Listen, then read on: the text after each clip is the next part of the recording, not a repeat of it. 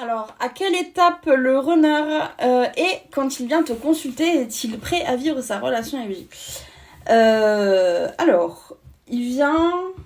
Je pense qu'il y a 2 étapes sur lesquelles il vient chercher du soin. Je réfléchis, il y en a une troisième. Bon, on va peut-être revenir après. La première étape, clairement, c'est la NNA. C'est clairement la NNA. La différence de NNA entre le chaser et le runner, c'est que le chaser, même si il chiale énormément, ça va pas, les pensées noires, les pensées vraiment trop noires, voilà, il y a tout ça, il sait aussi pourquoi il en chie. Il y a ce truc, il sait très bien ce qui va pas dans sa vie, c'est sa relation avec l'autre, c'est le fait que cette relation ne se fait pas, que ça fait remonter, que cette relation qu'il a, enfin ce parcours FJ quoi, lui fait remonter à la surface tout un tas de traumas, de blessures, de nœuds karmiques, il comprend tout ça, il le conscientise, il sait très bien, il sait.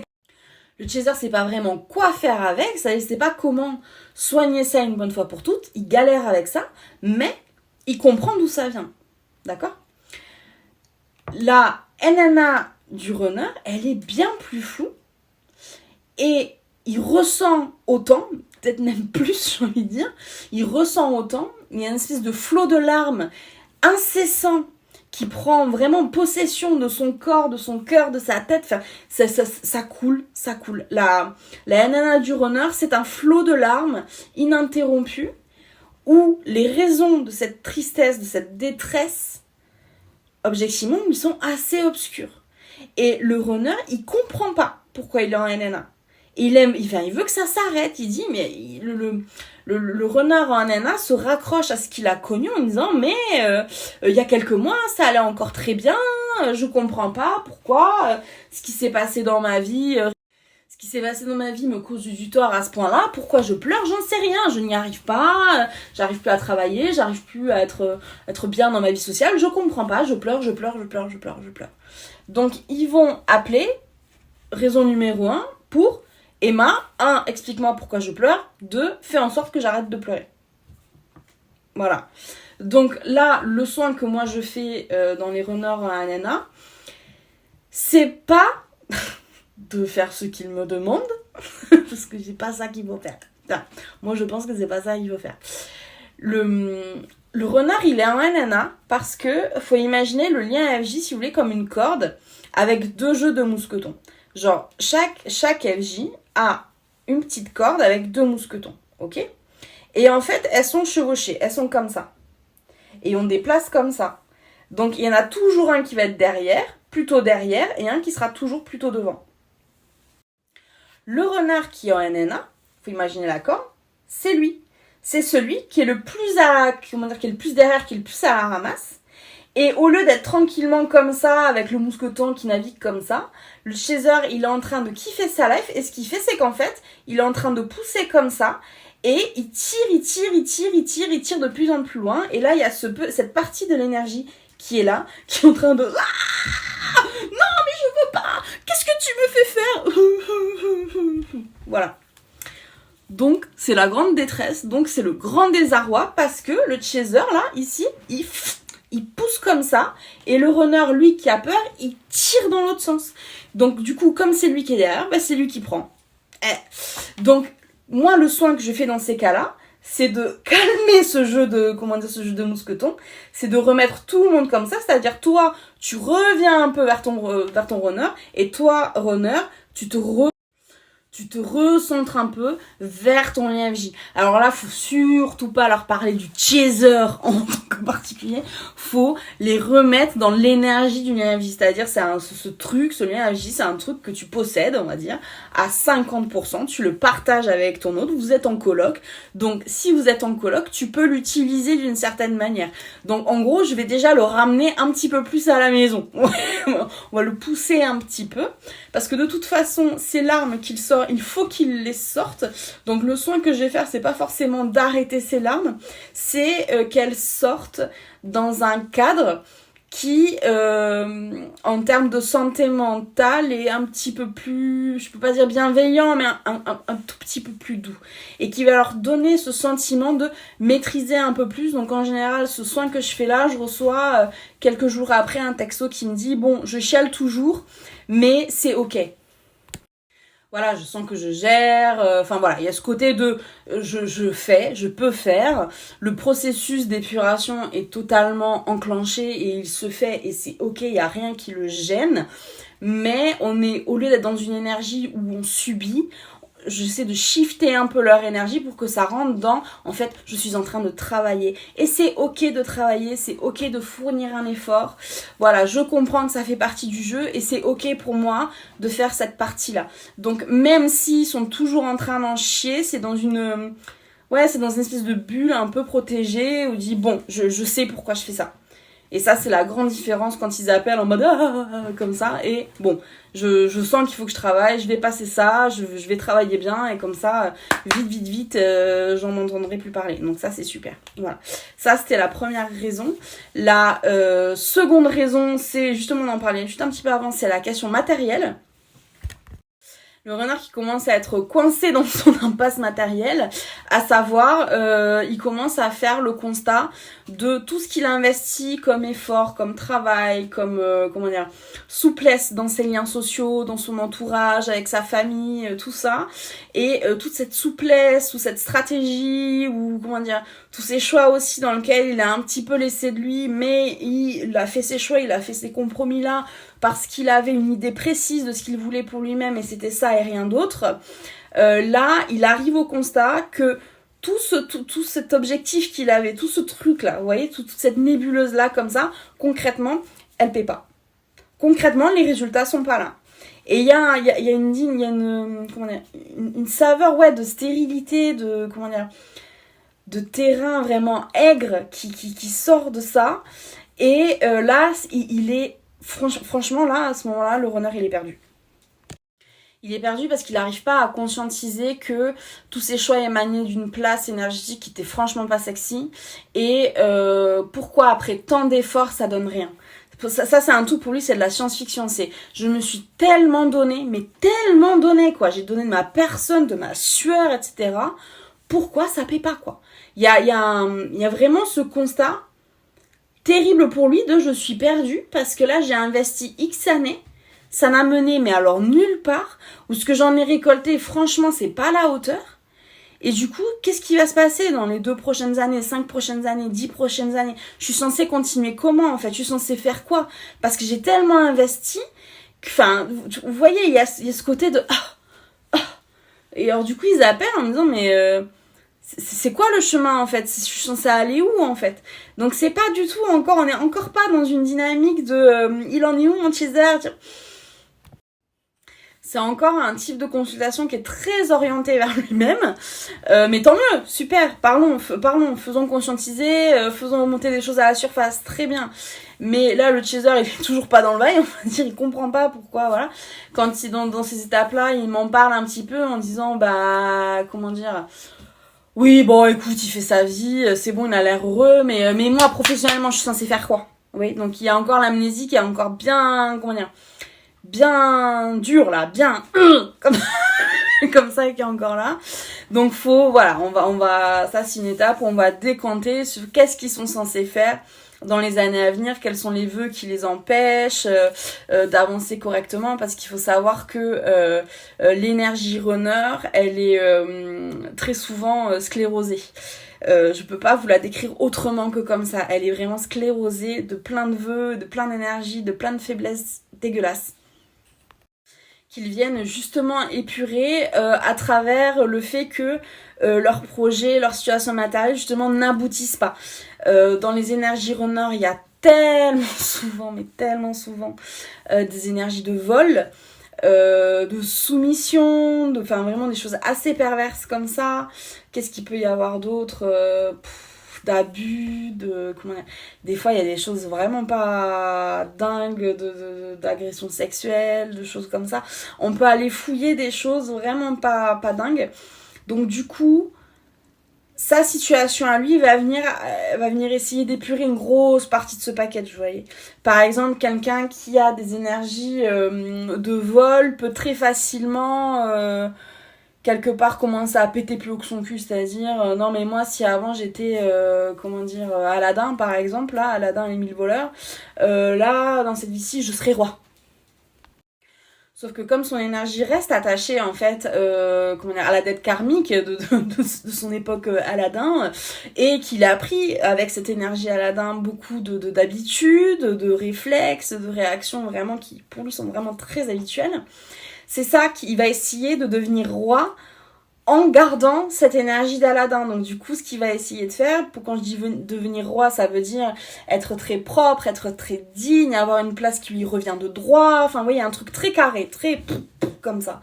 Sauf qu'il va pas essayer d'atteindre cet objectif-là avec une énergie qui est propre, carrée, où on lui est redevable de cette place, etc. Il va essayer de la voler. Donc il va essayer de prendre des shortcuts vraiment pour avoir le chemin le plus court vers ça.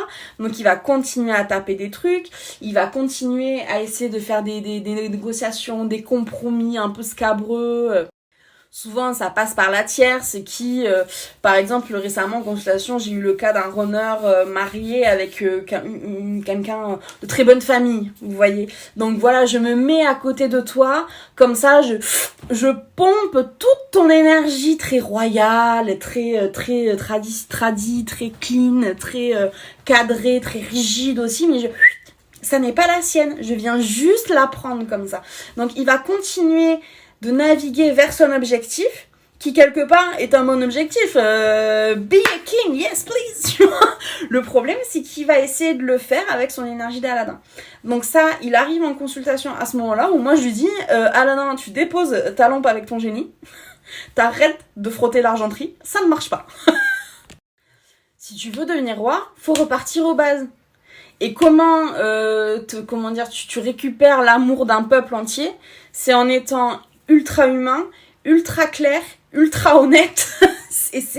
Il faut que tu travailles, faut que tu montres que t'es comme eux, c'est-à-dire que tu trimes et que tu trimes pour gagner, si tu gagnes tes 100 balles, t'en as pas gagné 70 en travaillant dur et 30 parce que ta go elle te les a donnés, tu vois. Non, tu vas gagner tout seul tes 100 balles, tu vois.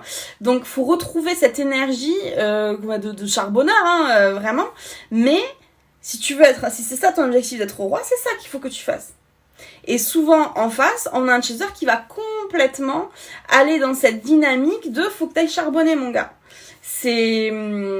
En face, vous aurez, dans ce cas de figure, dans cet exemple, par exemple, vous aurez forcément un chaser qui va refuser le mensonge, qui va refuser, mais complètement le vol, qui va s'inscrire en rejet complet de l'énergie Aladin.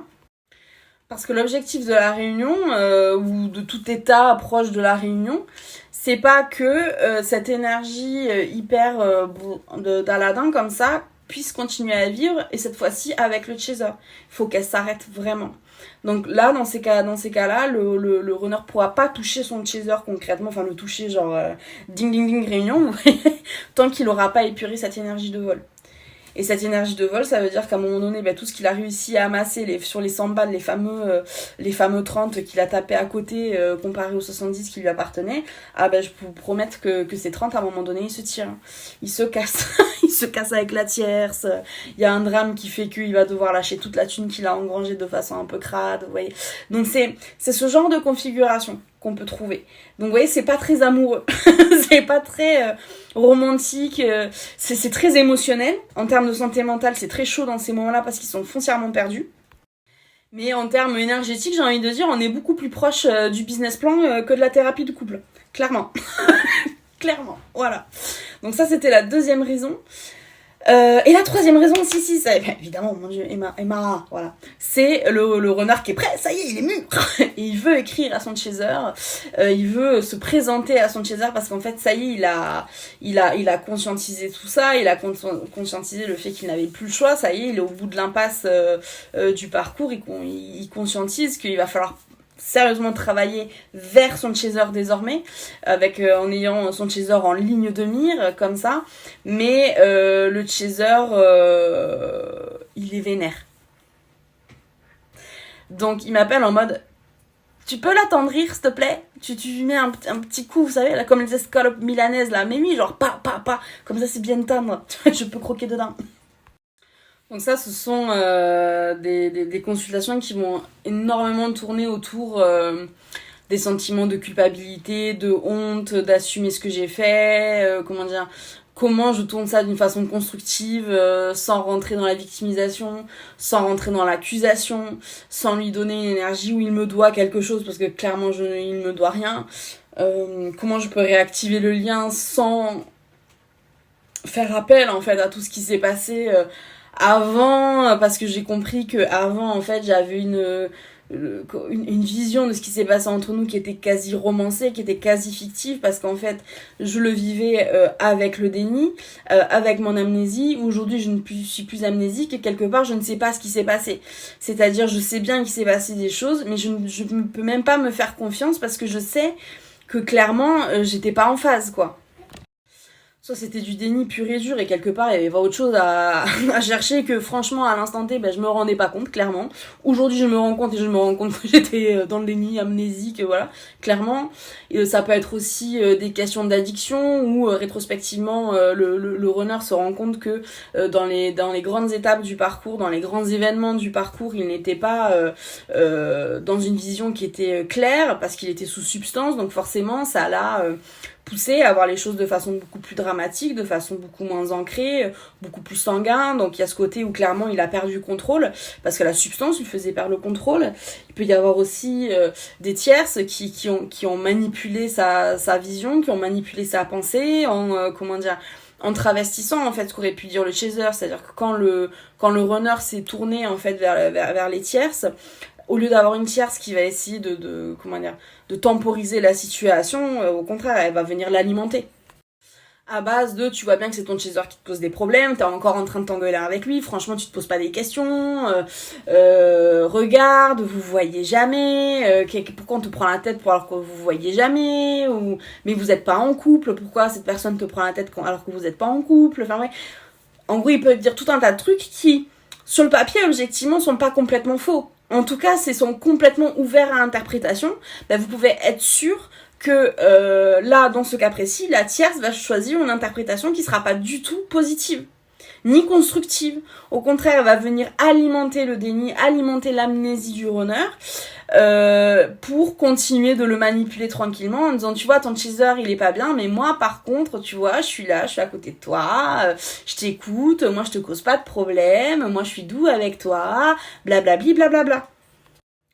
Donc voilà, ça peut être des tierces qui concrètement se font passer pour des saints à l'instant T, et franchement je peux comprendre le runner, hein, il y a zéro jugement de ma part parce que je peux tout à fait comprendre le runner qui, parce qu'il est en amnésie, sous substance, parce qu'il est manipulé, a un fait numéro 1 qui est j'arrête pas de m'engueuler avec mon chaser, ça ne se fait jamais, c'est compliqué, émotionnellement je me sens pas en sécurité.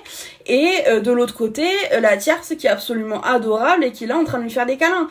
Bon, oui, la personne que tu tends à croire, c'est celle qui te fait des câlins. Et ça, c'est la nature humaine, vous voyez. Donc c'est normal, et donc il n'y a pas à culpabiliser par rapport à ça. Et du coup, le runner m'appelle à ce moment-là parce qu'il se rend compte rétrospectivement que la personne qui était toute douce, toute moelleuse au moment où le runner était en train de s'engueuler avec son chaser, concrètement, lui a mis complètement à l'envers 1 ou 2 ans plus tard. Et 1 ou 2 ans plus tard, ou X années plus tard, il n'a pas du tout tenu la distance. Il lui a fait une crasse que jamais son chaser lui aurait fait. Jamais de la vie. Et donc là, le runner se pose en disant, en fait, la petite engueulade avec mon chaser je me suis fait engueuler parce que je l'ai ghosté, parce que je suis pas venue au rencard, parce que machin. En fait, je préférais ça plutôt que le mec ou la meuf qui m'a trompé avec 12 partenaires différents, qui m'a piqué toute ma thune et qui est parti, qui a fait foirer la société qu'on avait ensemble, et j'en passe et des meilleurs, vous voyez. Donc il y a un espèce de balancier qui se fait, et c'est normal qu'il se fasse comme ça, et c'est ok que ça se fasse comme ça. C'est juste la source qui vient rectifier les choses et qui amène les leçons qui étaient là en gestation, quoi. Donc typiquement, ça c'est des consultations sur lesquelles on va venir énormément dramatiser, où je vais essayer de faire des soins justement pour que si le chaser s'il y a encore un petit peu d'amertume, un peu de colère sur la ligne, si ça grésille encore un petit peu sur la ligne, je vais essayer d'appeler un petit peu plus l'empathie du chaser pour qu'il s'enlève s'il lui reste une dose de jugement, par exemple, de t'aurais pu faire mieux, ouais. Moi, toutes ces phrases, tu devrais, t'aurais pu, moi c'est des trucs, voilà, je peux pas les entendre. Donc ça, on enlève, vous voyez. Et on va faire en sorte que l'énergie du lien soit le plus propre possible pour que quand le runner va raconter sa version des faits ou va raconter ses faiblesses, ses erreurs, etc., ça soit vraiment reçu de façon hyper ouverte, vraiment dans l'écoute et de façon constructive.